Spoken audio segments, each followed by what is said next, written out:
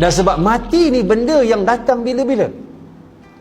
Jadi orang yang paling bijak Nabi sebut dalam hadis daripada Abu Ya'la Shaddad bin Aus radhiyallahu anhu, al-kayyisu man dana nafsahu wa amila lima ba'dal maut. Orang yang bijak, kata Nabi, orang yang muhasabah diri dia. Umur aku berapa dah lah ni? Kalau mati macam mana lah? Kalau aku nak mati ni, ada tak anak yang nak selesaikan jenazah aku, nak boleh mandi?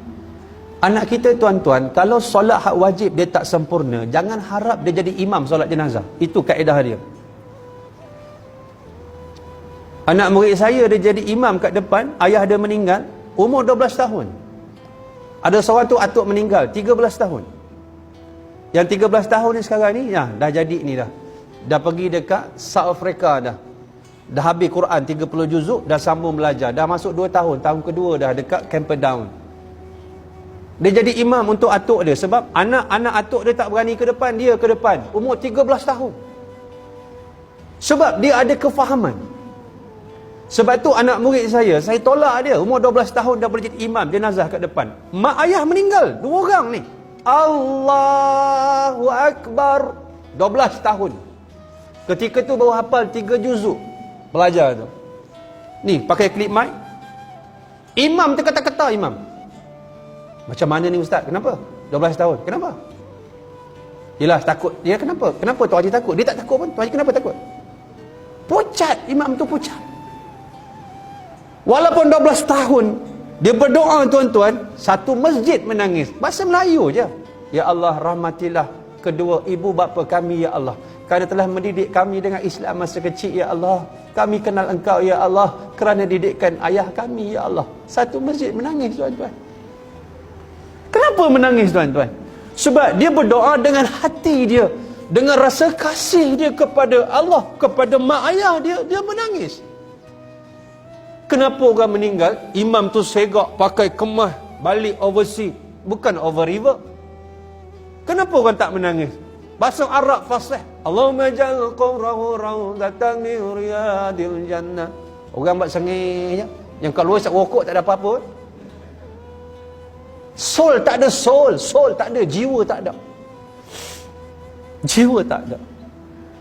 Kita tuan-tuan, kalau kita meninggal malam ni, anak tak boleh mandi, tak boleh kafan, anak tak boleh solat, tak boleh urus ke kubur, kita miskin tuan-tuan, miskin.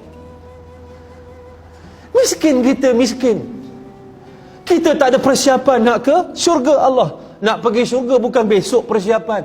Persiapan dia sebelum kita faham lagi dengan ilmu, sebelum kahwin, sebelum dapat anak, sebelum dapat isteri. Hidup dalam keadaan kita diikat dengan kefahaman agama Allah. Kita mati nak ke mana? Sebab tu bijaknya, wa amila lima ba'dal maut. Dan dia berfikir nak buat persiapan untuk mati dia. Sedih tuan-tuan. Sedih. Mati tiba-tiba anak tak tahu nak solat jenazah. Saya sedih tuan-tuan. Kadang meninggal, ayah meninggal, belakang ni dah hitam dah. 2 tahun baring, stroke. Anak datang rambut merah tu. Boleh mandikan ayah? Tak pandai ustaz. Saya aja tak pandai ustaz. Saya aja tak pandai ustaz. Apa yang kau pandai? Depan mayat terpaksa bagi tazkirah tuan-tuan, minta maaf dengan izin. Untuk kebaikan dia. Sebab saya kata, kalau kamu tak nak mandikan sekarang, saya mandikan. Saat lagi ayah kamu saya mandikan, kita kafan, kita ke bumi. Kamu tak ada peluang nak mandikan dia. Baru air mata gajah, air mata buaya meleleh. Saya pandu kamu. Ini yang berlaku. Orang meninggal, panggil kita pagi nak selesaikan. Meninggal malam, jenazah penuh dengan najis. Apapun mak ayah kita meninggal, waktu malam ke, waktu apa ke, jangan report polis dulu. Confirm meninggal, bersihkan pakaian dia dari najis, air kencing. Sebab sakit ni mati tuan-tuan, ni sakit sangat. Nabi nak meninggal sakit sangat. Nabi sebut dalam keadaan Allahumma a'inni ala ghamaratil maut wa sakaratil maut. Wahai Allah, tolong aku, pedihnya mati, sakitnya mati. Nabi ambil air sebelah katil dia, Nabi sapu muka dia. Matinya sakit tuan-tuan. Kalau Nabi pun sakit, kita senang mati. Lagi sakit, tuan-tuan.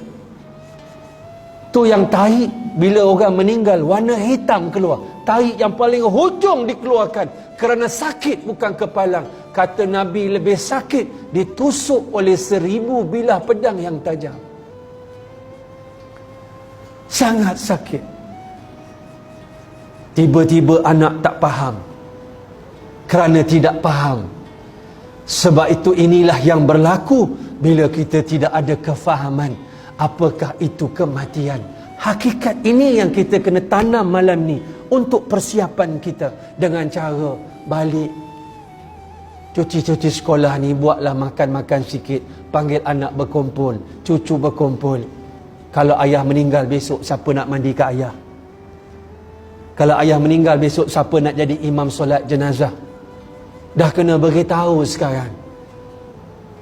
Kau sejak balik England ni, ayah tengok kamu tak pernah solat pun. Tegur-tegur sikit anak cucu menantu kita. Sebab kebiasaan hidup kita bila orang pinang anak kita, pertama soalannya, apa kerjanya driver ke manager? Pernah kita tanya solatnya cukup? Kuliahnya di surau mana? Masjid mana? Sabtu Ahad? Baca Quran tu dah khatam atau belum? Anak kita kalau tidak kasih kepada Allah, dia tidak kasih kepada kita, tuan-tuan, perempuan, muslimin, muslimat. Kerana Allah yang mengikat agar kita kasih kepada dia. Kasih kepada kedua orang ibu bapa. Wa qadar rabbuka alla ta'budu illa iyyah wa bil walidaini ihsana. Allah patrikan kasih sayang, ketaatan kepada dia, kepada kedua orang ibu bapa.